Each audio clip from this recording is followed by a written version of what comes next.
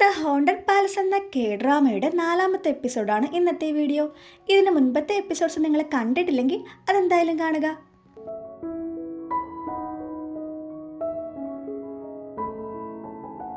അപ്പോൾ രാജാവിൻ്റെ ശരീരത്തിൽ 8 അടി പൊക്കമുള്ള പ്രേതം കയറുമ്പോൾ രാജാവ് യോരിയെയും ഇമുഗിയും അറ്റാക്ക് ചെയ്യാനായിട്ട് പോകുകയാണ്. പ്രേതം പുറത്തു വന്നെന്ന് ബ്ലൈൻഡ് ഷേമാന് മനസ്സിലായി. ഇമുഗി തിരിച്ച് പ്രേതം കയറിയ രാജാവുമായിട്ട് ഫൈറ്റ് ചെയ്യുമ്പോൾ ഇമുഗിക്ക് മനസ്സിലാവും ഫൈറ്റ് ചെയ്യുന്ന പ്രേതം ഒരു യോദ്ധാവിനെ പോലെയാണെന്ന്.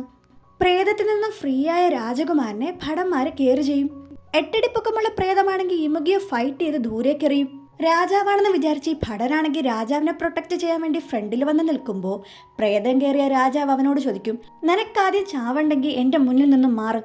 അപ്പോഴേക്കും അതിലെന്തോ ഒരു പന്തികേടുണ്ടെന്ന് ഭടനും മനസ്സിലാകും. അങ്ങനെ ഇമുഗി കഷ്ടപ്പെട്ട് ഈ പ്രേതത്തിന് മുന്നിൽ ഫൈറ്റ് ചെയ്ത് നിൽക്കാൻ നോക്കും. എന്നാൽ അതൊന്നും ഈ പ്രേതത്തിന്റെ ഫൈറ്റിങ്ങിന് മുന്നിൽ വർക്കാവാതെ പോകും. അവസാനം തന്റെ ഉള്ളിലുള്ള ഡ്രാഗൺ സ്റ്റോണിന്റെ പവർ തന്നെ പ്രേതത്തിന് മുന്നിൽ കാണിക്കാൻ ഇമുഗി തീരുമാനിക്കും. തന്റെ ശക്തി കൊണ്ട് ഇമുഗി മിന്നലുണ്ടാക്കും. മിന്നലേറ്റ് രാജാവ് താഴേക്ക് വീഴും. അങ്ങനെ രാജാവിന്റെ ശരീരത്തിൽ നിന്നും 8 അടി പൊക്കമുള്ള പ്രേതം പുറത്തേക്ക് വരും. ആ പ്രേതത്തെ പറ്റി പറയുവാണെങ്കിൽ ശരീരം മുഴുവൻ പൊള്ളലേറ്റ 8 അടി പൊക്കമുള്ളൊരു രൂപം. ആ പ്രേതത്തിന്റെ ശക്തി കുറച്ച് അതിനെ മയക്കത്തിലേക്ക് കൊണ്ടുപോകാൻ വേണ്ടി യോരിയും ഇമുഗിയും ഒരുമിച്ച് പ്രയത്നിക്കും. പ്രേതത്തിന്റെ ശക്തി കുറയാൻ തുടങ്ങുമ്പോൾ അതിനെ ആക്റ്റീവാക്കാൻ വേണ്ടി നോക്കുന്ന ബ്ലൈൻഡ് ഷാമാന് അതിന്റെ പണി കിട്ടാൻ തുടങ്ങും. ഏതോ ഒരു ശക്തി ഇതിന് പിന്നിലുണ്ടെന്ന് ബ്ലൈൻഡ് ഷേമാന് മനസ്സിലാകും. അങ്ങനെ ഷേമാന്റെ കത്തി കൊണ്ട് ഇമുഗി 8 അടി പൊക്കമുള്ള പ്രേതത്തെ മയക്കത്തിലേക്ക് കൊണ്ടുപോകും. അങ്ങനെ രാജാവും രാജകുമാരനും ഫ്രീ ആകും. പ്രേതമൊഴിഞ്ഞു പോയ രാജകുമാരന്റെ ആരോഗ്യനില ഇപ്പം മെച്ചപ്പെട്ടിരിക്കുന്നുവെന്ന് വൈദ്യം പറയും. അതോടെ റാണിക്ക് സമാധാനമാകും. എന്നാൽ ആ സമയത്ത് പ്രേതം കയറിയിട്ടുണ്ടായിരുന്ന രാജാവിന് അപ്പോൾ നടന്ന സംഭവങ്ങളൊക്കെ ചെറുതായിട്ട് മാത്രമേ ഓർമ്മയുള്ളൂ. എന്തോ തൻ്റെ ശരീരത്തിൽ അപ്പോൾ കയറിയിട്ടുണ്ടായിരുന്നുവെന്ന് രാജാവിനും തോന്നും. യോരിയും ഇമുഗിയും ഭടന്മാരി ലോക്ക് ചെയ്തിട്ടിരിക്കും. പ്രേതവുമായിട്ട് ഫൈറ്റ് ചെയ്ത് മുറിവേറ്റ ഇമുഗി വീക്കായിരിക്കും. അത് കണ്ട യോരിയാണെങ്കിൽ ഇമുഗിയുടെ അടുത്ത് ചെന്നിട്ട് അവൻ്റെ നെഞ്ചിലേറ്റ അമ്പാണെങ്കിൽ ഇളക്കി മാറ്റും. അതിൻ്റെ വേദന കൊണ്ട് ഇമുഗി അവിടെ കിടന്ന് നിലവിളിക്കാൻ തുടങ്ങും. ഇമുഗി അവിടെ പിടിച്ചിരുത്തിയിട്ട് യോരി ആ മുറിവിലേക്ക് നോക്കും.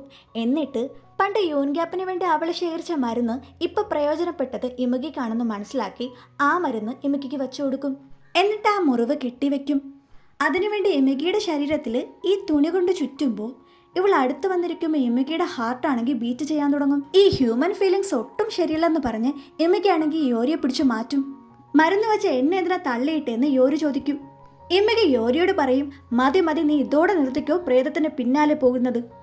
നീ തന്നെ കണ്ടതല്ലേ, ആ 8 അടി പൊക്കമുള്ള പ്രേതത്തെ ഇല്ലാതാക്കാൻ നമുക്ക് ഒരിക്കലും പറ്റില്ല. എന്നാൽ അതൊന്നും കേൾക്കാൻ യോരി നിൽക്കില്ല.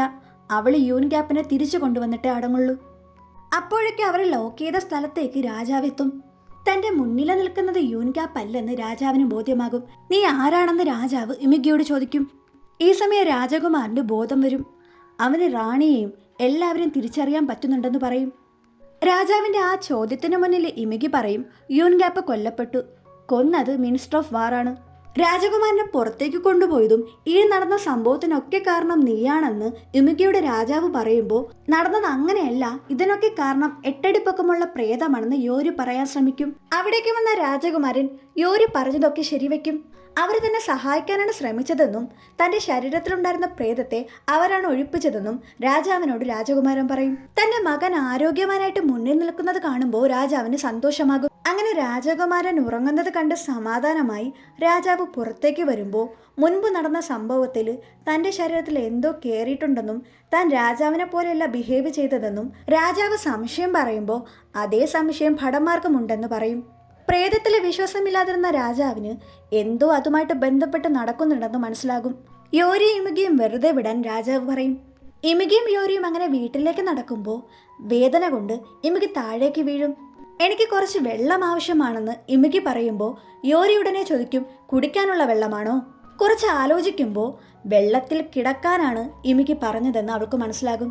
അതായത് യൂൻഗ്യാപ്പ് മനുഷ്യനാണെങ്കിൽ പോലും ആ ശരീരത്തിലുള്ളത് ഒരു ഡ്രാഗൻ അല്ലേ. ഈ ഡ്രാഗനൊക്കെ വെള്ളത്തിന്റെ സാന്നിധ്യം അത്യാവശ്യമാണ്. മനുഷ്യന് ഓക്സിജൻ പോലെ അതിന് വെള്ളം ഒരു അവശ്യ ഘടകമാണ്. പെട്ടെന്ന് യോരിയുടെ കണ്ണിൽ ഇമുഗിയുടെ കണ്ണുടക്കും. പെട്ടെന്ന് എന്തോ തോന്നിയിട്ട് അവൾ മുഖം മാറ്റും. ഈ മനുഷ്യന്റെ ഫീലിങ്സ് എന്തൊരു കൺഫ്യൂഷൻ ആണെന്ന് ഇമുഗിക്ക് തോന്നും. ഇമുഗി അങ്ങനെ വെള്ളത്തിൽ നിന്നും തിരിച്ചു വരുമ്പോൾ നേരത്തെ ചെയ്ത സഹായത്തിന് നന്ദി യോരി പറയും. അതിന് പിന്നാലെ ഇമകിക്ക് ഒരു ഓഫറും കൂടെ വയ്ക്കും. യൂൻഗ്യാപ്പിനെ ആ പ്രേതത്തിൽ നിന്നും തിരിച്ചു കൊണ്ടുവരാൻ അവളെ സഹായിച്ചാൽ ഇത്രയും നാളെ ഇമകി യോരിയെ ചുറ്റിപ്പറ്റി നടന്നത് എന്തിനു വേണ്ടിയാണോ അത് നടത്തി കൊടുക്കാം. അതായത് ഇമകിക്ക് ഹെവനിലേക്ക് പോകാനായിട്ട് അവളുടെ ഗാർഡിയനായിട്ട് അവൾ ഇമകിയെ സ്വീകരിക്കും. അവളുടെ ലൈഫ് തന്നെ ഇമകിക്ക് മുന്നിൽ വയ്ക്കും.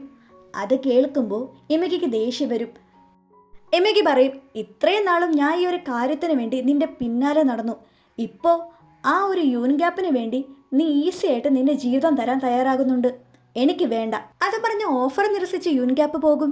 ആരോഗ്യം വീണ്ടെടുത്ത രാജകുമാരൻ രാജാവിനൊപ്പം പഠിക്കാനായിട്ട് വന്നിരിക്കും.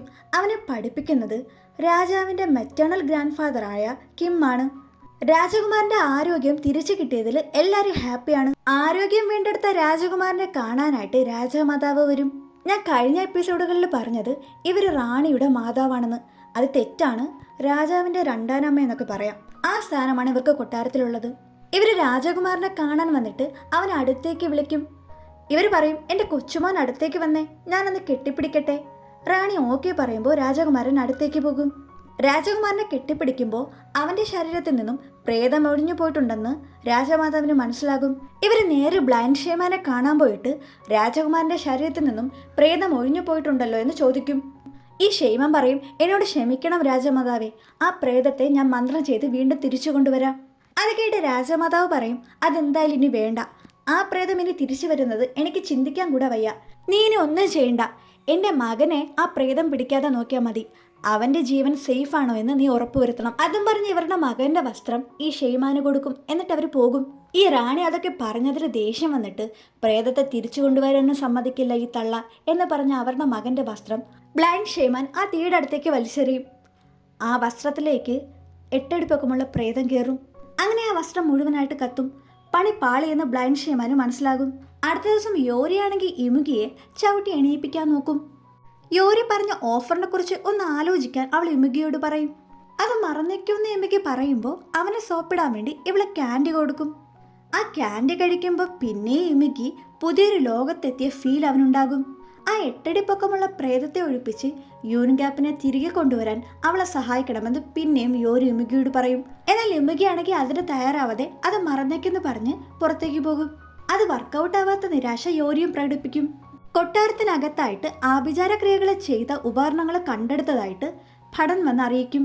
ആഭിചാരക്രിയകളൊക്കെ നിർത്തലാക്കിയ കൊട്ടാരത്തിനകത്ത് പിന്നെയും അത് ചെയ്താൽ അത് റൂൾസിനെതിരെയാണ്. ആ സാധനങ്ങളുടെ ഉടമ യോരിയാണെന്ന് രാജാവ് അറിയും. അങ്ങനെ യോരിയാണെങ്കിൽ യൂൻഗ്യാപ്പിന്റെ വീട്ടിലിരിക്കുമ്പോൾ അവളുടെ അടുത്തായിട്ട് കിണറ്റിലെ പ്രേതവുമുണ്ട്. അവർ രണ്ടുപേരും ഇപ്പോൾ നല്ല കൂട്ടാണ്. യോരി നിർമ്മിച്ചു കൊടുത്ത കണ്ണട ഒരുപാട് ഇഷ്ടപ്പെട്ടെന്ന് യൂൻഗ്യാപ്പിന്റെ അമ്മ അവളോട് പറയും.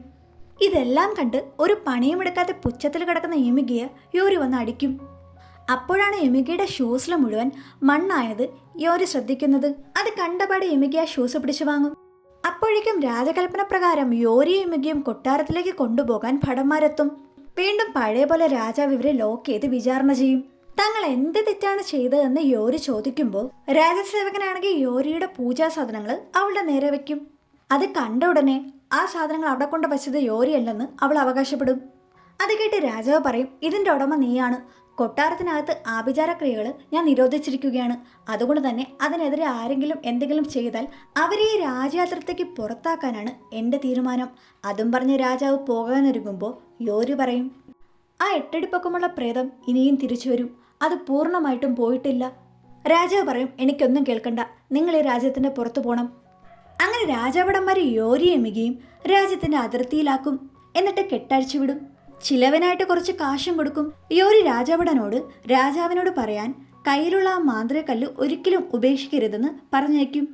അവർ പോയി കഴിയുമ്പോൾ ഇമുകി പറയും, ഈ കാശ് കഴിച്ചാൽ എന്താ, വിശപ്പ് മാറുമോ? വല്ല കഴിക്കാനും എന്തെങ്കിലും തന്നിരുന്നെങ്കിൽ അതെങ്കിലും പ്രയോജനപ്പെട്ടേനെ. യോരിയാണെങ്കിൽ അവൾക്ക് ഈ പണി കൊടുത്തത് ആരാണെന്ന് ആലോചിച്ച് നിൽക്കുമ്പോൾ ഇമുകിയാണെങ്കിൽ കഴിഞ്ഞ ദിവസം യോരിയുടെ സാധനങ്ങൾ വെച്ച് അവനാണ് ഇതൊക്കെ ചെയ്തതെന്ന് ഓർക്കും. അതായത് കൊട്ടാരത്തിന് പുറത്താവാൻ വേണ്ടി. കൊട്ടാരത്തിന് പുറത്തായാൽ യോരി ഒരിക്കലും പ്രേതത്തിന് പിന്നാലെ പോകില്ലെന്ന സമാധാനത്തിൽ അവൻ നിൽക്കുമ്പോൾ യോരി പറയും, എൻ്റെ മുത്തശ്ശിയുടെ പൂജാ സാധനങ്ങൾ ഒരു സ്ഥലത്തുണ്ട്, ഞാൻ അത് തേടി പോകുകയാണ്. ഇവള് പിന്നെയും കറങ്ങി തിരിഞ്ഞ് പ്രേതത്തിൻ്റെ അടുത്തേക്ക് തന്നെയാണല്ലോ പോകുന്നതെന്ന് ഇമുകി ഓർക്കും. ഈ സമയം രാജമാതാവാണെങ്കിൽ എല്ലാ സംഭവങ്ങളും അറിഞ്ഞിട്ട് അവരുടെ മകൻ്റെ അടുത്തേക്ക് പോവുകയാണ്. അവരവരുടെ മകൻ്റെ അടുത്ത് ചോദിക്കും, എന്ത് നാണക്കേടാ നീ എനിക്ക് ഉണ്ടാക്കി തന്നെ?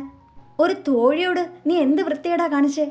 ഇവനാണെങ്കിൽ പേടിച്ച് വരച്ച് അവൻ്റെ അമ്മയോട് പറയും, അവളുടെ പ്രേതം എന്നെ ഫോളോ ചെയ്യുന്നുണ്ട്, എനിക്ക് എപ്പോഴും പേടിയാണ്, അമ്മ എൻ്റെ കൂടെ കുറച്ചു നേരം ഇരിക്കുമോ?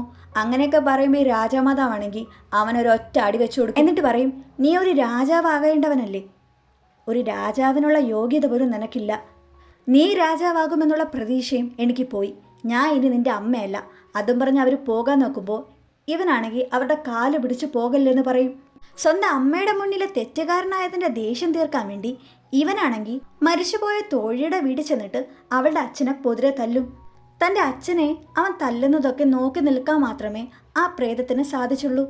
യോരി ഇമുകി ഇങ്ങനെ കാട്ടിലൂടെ നടക്കും. പെട്ടെന്ന് ഇവളാണെങ്കിൽ ഒരു കടുവയുടെ അലർച്ച കേൾക്കും.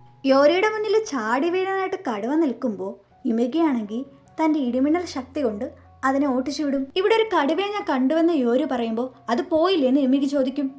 ഈ കാട്ടിനുള്ളിൽ ഒന്നും തിന്നാൻ കിട്ടാതെ ചാവുമെന്ന് പറഞ്ഞ് ഇമുകി ഇരിക്കുമ്പോൾ തൻ്റെ കയ്യിലുള്ള ക്യാൻഡി എടുത്ത് യോരി അവനെ സമാധാനപ്പെടുത്തും. യോരിയുമായിട്ട് ഓരോ കാര്യങ്ങൾ സംസാരിക്കുന്നതിനിടയിൽ യുൻഗ്യാപ്പിൻ്റെ ക്യാൻഡിയിൽ ഒരെണ്ണം കാണാതാകും. ആ ക്യാൻഡിയും കൊണ്ട് ഒരാൾ ഓടുന്ന ശബ്ദം കേട്ട് അയാളുടെ പിന്നാലെ ഇമുകിയും ഓടും. അതൊരു വൃദ്ധനായിരുന്നു. അയാളുടെ കയ്യിൽ നിന്നും ക്യാൻഡി പിടിച്ചു വാങ്ങിയിട്ട് സന്തോഷത്തിൽ ഇമുകി ഇരിക്കുമ്പോൾ അവരുടെ പിന്നിൽ ഒരാൾ വന്ന് നിൽക്കും. അതൊരു മോങ്കാണ്. അയാളുമായിട്ട് പിന്നെ അടിപിടിയാകും ഇമുകി. ഇടിമിന്നൽ ഒച്ച കേൾക്കുമ്പോൾ ഇമുകി അടികൂടുവാണെന്ന് യോരിക്ക് മനസ്സിലാകും. മോങ്ക് ഇമുകിയുടെ തലക്കിട്ട് ഒരൊറ്റ അടി വെച്ചു കൊടുക്കും. അതോടെ ഇമുകി ബോധം കിട്ട് വീഴും. അപ്പോഴേക്കും അവിടെ യോരി എത്തും. ഇമുകിക്ക് ബോധം വരുമ്പോൾ അവൻ്റെ മുന്നിൽ ആ വൃദ്ധൻ ഇരിക്കുന്നത് കണ്ട് ഇവൻ ഞെട്ടിമാറും. യോരി ഇമുകിയെ സമാധാനപ്പെടുത്തിയിട്ട് അവരെ ഭയപ്പെടേണ്ട, അവരുടെ പരിചയക്കാരാണെന്ന് പറയും. യോരി തന്റെ ഗുരുസ്ഥാനീയനായ യൊക്സുവിനോട് യുമുകിയാണതെന്ന് പറഞ്ഞു കൊടുക്കും. യോരി സത്യത്തിൽ വന്നതും അയാളുടെ അടുത്ത് നിന്നും അവളുടെ മുത്തശ്ശിയുടെ പൂജാ സാധനങ്ങൾ എടുക്കാൻ വേണ്ടിയാണ്. യൊക്സു യോരിയോട് പറയും, അതൊക്കെ ഇവിടെ ഭദ്രമായിട്ടുണ്ട്, നിനക്ക് നാളെ തന്നെ അതൊക്കെ എടുത്തു മടങ്ങാം. അയാളുടെയും ഗുരുവാണ് ഈ വൃദ്ധൻ. ഇമുകി പോലെ അയാളുടെ വീക്ക്നെസ്സും ഈ ക്യാൻഡിയാണ്. ഈ സമയം കൊട്ടാരത്തിലാണെങ്കിൽ രാജമാതാവിന്റെ മകൻ ഇങ്ങനെ മദ്യപിച്ച് ആടി ആടി നടക്കും. ഇവന്റെ പിന്നാലെ സേവകനാണെങ്കിൽ ഇങ്ങനെ കെയർ ചെയ്ത് നടക്കുമ്പോൾ സേവകനോട് പൊയ്ക്കോളാൻ പറയും. അങ്ങനെ കൊട്ടാരത്തിന് പുറത്തവൻ ഒറ്റക്കിരിക്കുമ്പോൾ കിണറ്റിലെ പ്രേതം അവന്റെ മുന്നിൽ വന്ന് നിൽക്കും. അവളെ കണ്ടപാടെ ഇവൻ പറയും, എനിക്ക് നിന്നെ ഒട്ടും പേടിയില്ല, നീ ഇപ്പം വാടി എൻ്റെ മുന്നിലോട്ട്. ഇവൻ നോക്കുമ്പോൾ തറയിലൂടെ കുറേ പഴുതരകൾ അവൻ്റെ അടുത്തേക്ക് വരും. അതിനെ പേടിച്ചവൻ പിന്നിലോട്ട് ചാരി നിൽക്കുമ്പോൾ അവൻ്റെ കഴുത്തിൽ വന്ന് 8 അടി പൊക്കമുള്ള പ്രേതം പിടിക്കും. ആ പ്രേതമാണെങ്കിൽ അവൻ്റെ കഴുത്ത് ഞെരിക്കും. അപ്പോൾ അത്രയുള്ള ഇന്നത്തെ എപ്പിസോഡ്. അടുത്ത എപ്പിസോഡിനായിട്ട് കാത്തിരിക്കും.